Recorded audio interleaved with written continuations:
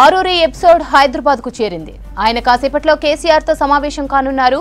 ఆరూరితో మాట్లాడేందుకు Errabelli farm house నుంచి నందినగర్ నివాసానికి వచ్చారు. ఆరూరి రమేష్ పార్టీ మారుతున్నారన్న సమాచారంతో కేసీఆర్ హుటాహుటిన హైదరాబాద్ వచ్చారు.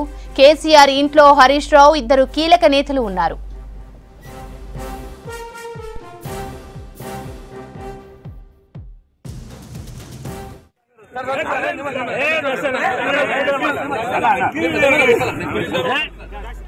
ఆరూరి ఎపిసోడ్ హైదరాబాద్ కు చేరింది. ఆయన కాసేపట్లో కేసీఆర్ తో సమావేశం కానున్నారు. ఆరూరితో మాట్లాడేందుకు ఎర్రవెల్లి ఫామ్ హౌస్ నుంచి నందినగర్ నివాసానికి వచ్చారు.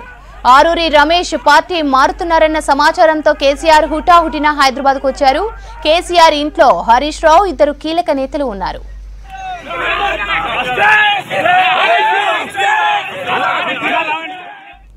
ఇక మరిన్ని డీటెయిల్స్ నందినగర్ లో కేసీఆర్ నివాసం నుంచి షరీఫ్ అందిస్తారు. షరీఫ్, ఆరూరి రమేష్ ఎపిసోడ్ అప్డేట్స్ ఏంటి?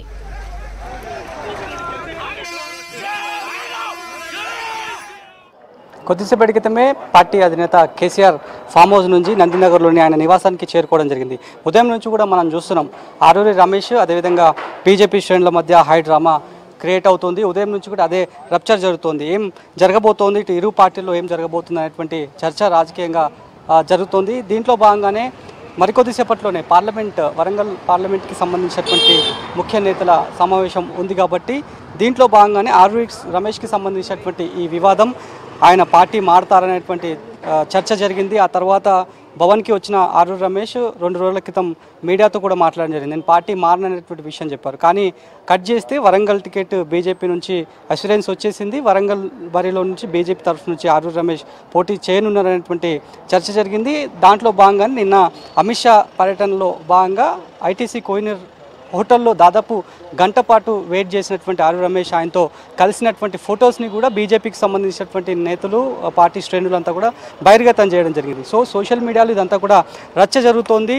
సో ఇవాళ ఉదయం అనూహ్యంగా ఆరూరి రమేష్ వరంగల్ తన నివాసంలో మీడియా సమావేశాన్ని ఏర్పాటు చేయడం జరిగింది. మీడియా సమావేశం ప్రారంభం కాకముందే బీజేపీ శ్రేణులంతా కూడా అక్కడికి చేరుకొని అతన్ని గౌరవ చేసే ప్రయత్నం చేశారు. అయితే అక్కడి నుంచి నేరుగా ఎర్రబెల్లి తన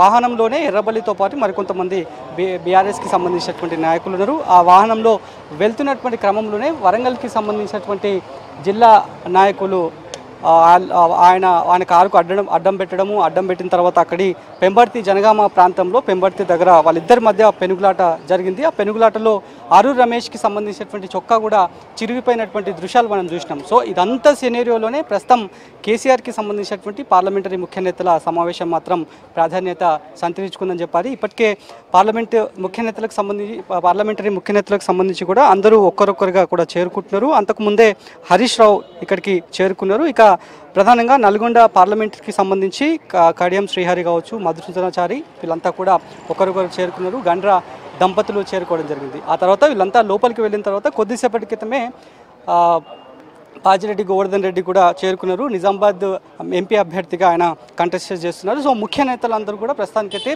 కేసీఆర్ నేతతో సమావేశం కాబోతున్నారు. ఇప్పుడు కాసేపట్లోనే ఆరూరి రమేష్తో పాటు ఎర్రబెల్లి నాయకులు మరికొంతమంది నేతలు వాళ్ళ కారులోనే ఆరూరి రమేష్ ఉన్నారు. సో ఇక్కడికి కూడా ఆయన చేరుకుంటారు అనేటువంటి సమాచారం అందుతోంది. మరి ఇక్కడికి ఏమైనా బీజేపీ శ్రేణులు వస్తారా అనేటువంటి ఉద్దేశంతో ఆల్రెడీ ఇప్పటికే ఇక్కడ ఉన్నటువంటి పోలీసులు కూడా అప్రమత్తం కావడం జరిగింది. సో పూర్తి స్థాయిలో ఉదయం నుంచి జరుగుతున్నటువంటి ఈ హై డ్రామాకి ఇంకా ప్రకటించాల్సినటువంటి అవసరం కూడా ఉంది కాబట్టి అభ్యర్థుల ప్రకటన రాలేదు, అఫీషియల్గా కూడా రాలేదు. కొన్ని పేర్లను చెప్పినప్పుడు కూడా అక్కడక్కడ చేంజెస్ అవుతున్నాయి. మరోవైపు సమీక్షా సమావేశాలు అన్ని లోక్సభ స్థానాలకు సంబంధించి ఎంపీ ఎన్నికల షెడ్యూల్ దగ్గర పడుతుండడంతో వాళ్ళకు సంబంధించినటువంటి అన్ని పార్టీలతో ముఖ్య నేతలతో గత కొద్ది రోజుల నుంచి కూడా దాదాపు 2 వారాల నుంచి కూడా పార్టీ అధినేత కేసీఆర్ సమావేశం ఏర్పాటు చేస్తున్నారు. భవన్లోనే ఆయన బిజీగా ఉంటున్నారు. ఆ తర్వాత పార్టీ మారుతున్నటువంటి నేతలను ఉద్దేశించి కూడా ఆయన నిన్న హాట్ కామెంట్ చేయడం జరిగింది. ఎవరో కొంతమంది పోతున్నారు, తర్వాత మళ్ళీ బీజేపీ బీఆర్ఎస్ గులాబీ జెండానే ఎగురుతుంది, ఖచ్చితంగా పోయిన వాళ్ళంతా కూడా కాళ్ళు పట్టుకొని మళ్ళీ నా దగ్గరికి వస్తారనేటువంటి హాట్ కామెంట్ కూడా చేయడం జరిగింది. ఆ తర్వాత కొద్దిసేపటి క్రితం కడియం శ్రీహరి ఇక్కడికి రావడం జరిగింది. కడియం శ్రీహరి పైన కూడా కొన్ని ఊహాగానాలు వినిపిస్తున్నాయి, ఆయన పార్టీ మారుతారనేటువంటి ఊహాగానాలు కూడా వినిపిస్తున్నాయి. కాబట్టి దాని విషయంలో ఇక్కడ ఉన్నటువంటి మీడియా అంతా కూడా క్వశ్చన్ చేసే ప్రయత్నం చేసింది. కానీ ఆయన కరాఖండిగా ఖండించారు. నేను పార్టీ వీడను అనేటువంటి మాటను చెప్పడం జరిగింది. పార్టీలో ఉన్నటువంటి ప్రతి కార్యకర్తని, ప్రతి నేతను కాపాడుకోవాల్సినటువంటి బాధ్యత మా పైన ఉంది అనేటువంటి మాటను చెప్పడం జరిగింది.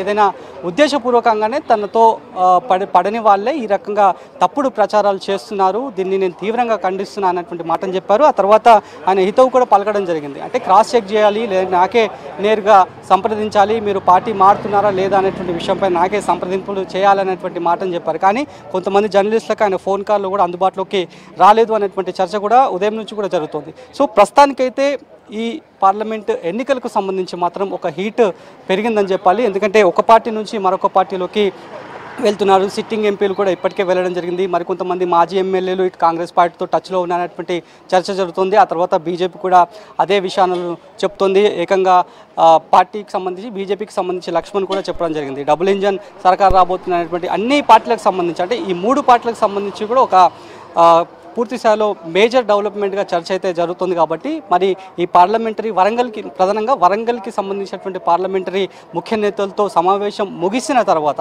వాస్తవానికి ఎవరెవరు ఈ సమావేశాల్లో పాల్గొంటారు, ఎందుకంటే గడిచిన కొద్ది రోజుల నుంచి కొన్ని సమావేశాలకు ఆయా ముఖ్య నేతలందరూ కూడా డుమ్మా కొడుతున్నారు. కొంతమంది ఉద్దేశపూర్వకంగా దూరం ఉన్నామనేటువంటి మాటను వాళ్ళు చెప్పకనే మీడియాకి లీక్ ఇస్తున్నారు. మరికొంతమంది పర్సనల్ కారణాల వల్ల మేము రాలేకపోతున్నామనేటువంటి మాటల్ని పార్టీ అధిష్టానానికి వాళ్ళు చెప్తున్నామనేటువంటి మాటను వాళ్ళు చెప్తున్నారు.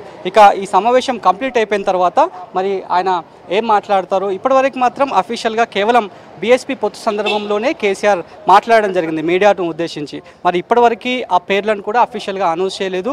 ఆ బీఫామ్ తీసుకున్న తర్వాతనే ఆ పేర్లు ఎవరైతే వస్తాయో వాళ్ళు మేము మాట్లాడతామనేటువంటి మాటను చాలాసార్లు భవన్ దగ్గర మీడియా అడిగినప్పుడు వాళ్ళు మాట్లాడినటువంటి మాట.